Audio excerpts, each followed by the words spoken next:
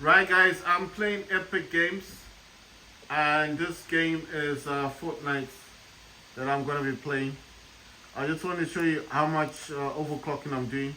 So this actually tells you that I'm doing 2122 megahertz, and that's from 1600 megahertz that I'm actually overclocking this with. And it's 8200 megahertz memory, 1081 MV millivolts, and it's doing 44 degrees Celsius. If you look at the curve editor, you'll actually tell. See? So that's like 2130 right there. And this one is actually 1600 megahertz.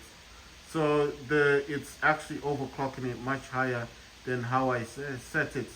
You understand?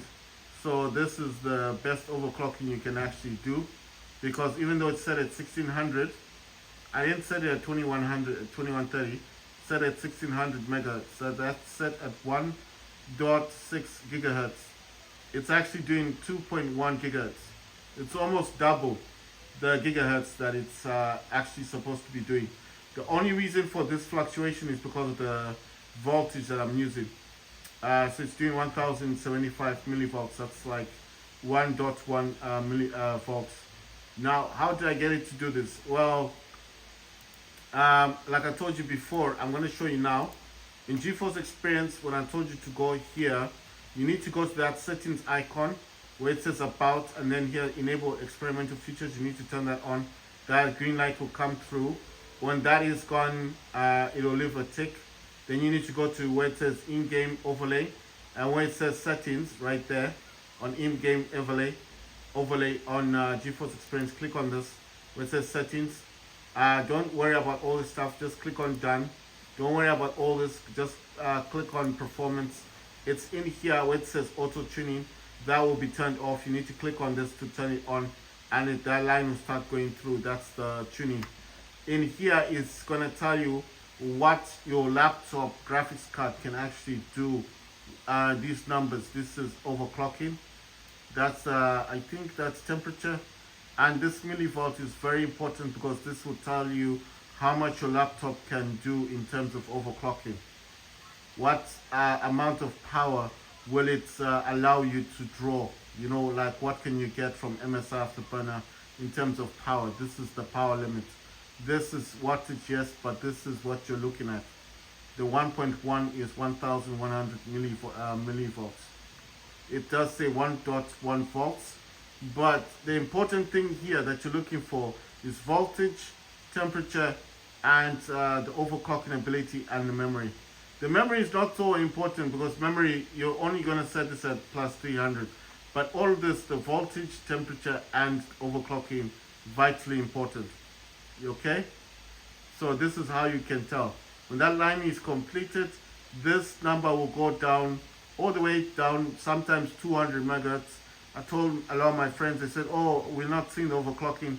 I asked them, do you sit through it? Because it takes 45 minutes to overclock to see the tuning, on this. And do not use MSI Afterburner if you're using this GeForce Experience. It won't do it properly for you. You need to allow your laptop to be set in high performance.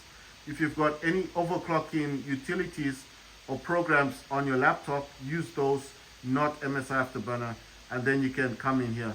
If you don't want to do the use those programs, fine, just set your laptop on high performance and then come in here and do the tuning, the auto tuning.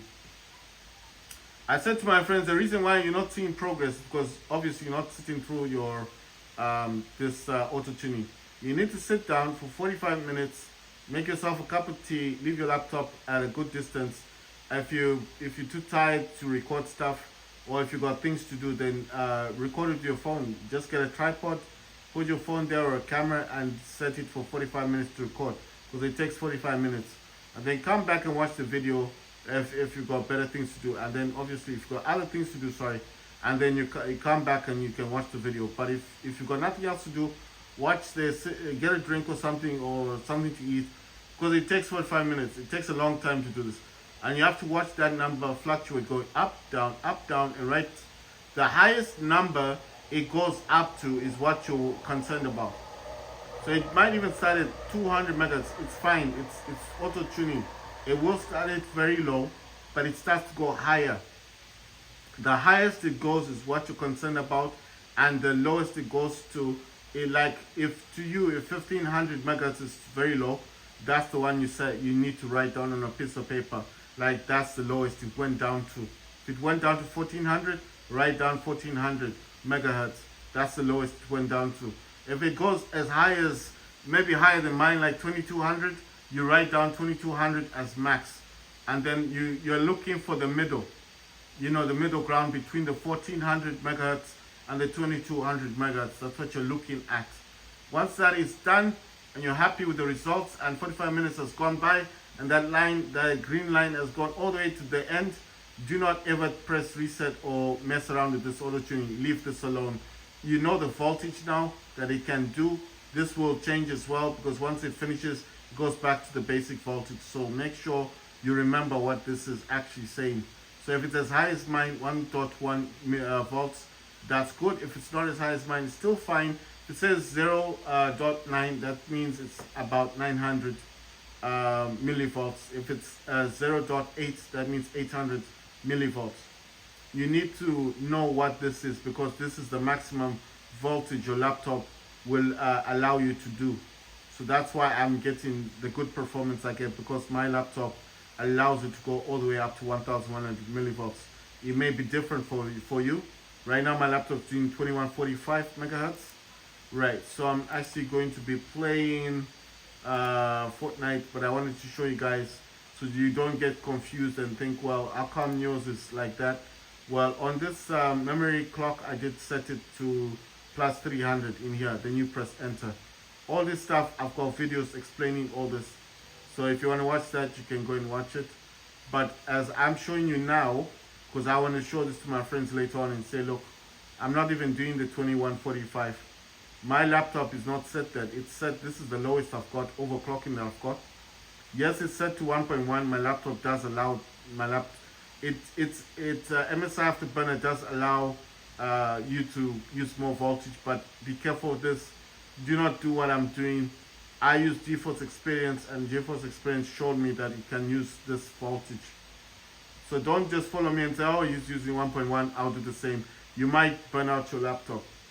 Yeah, my laptop supports 175 watts for the GPU alone. For the CPU, it's about 45 or somewhere there, because the entire power for this laptop is 220 watts. It's crazy to think that this laptop can take 220 watts, but that's what this laptop supports. So that's why it's able to push to this level. Don't push your laptop like really high and think, well, if he does 220 watts, he's got a gaming laptop. Maybe you've got MSI as well. Maybe your laptop uses more than mine. It's possible. All these newer laptops do use like 230 watts and all that stuff. But what I'm saying is, be careful with this. Don't play around with it, because it can damage your laptop. I'm actually showing you that this is set at 1600. I didn't even set it at 21. But because of the voltage, it does push it much higher. Right, so if you close that for now, go into settings. Like here I told you about force constant voltage, never click this, because if you do, every time your laptop starts up, it will start up with this power. You don't want that. You might end up damaging your laptop. Right, so this is all about MSI Afterburner, GeForce Experience, and stuff like that. I'm actually going to be doing some gaming now for Fortnite, but I just thought to explain that first, like why I'm getting good performance on my laptop.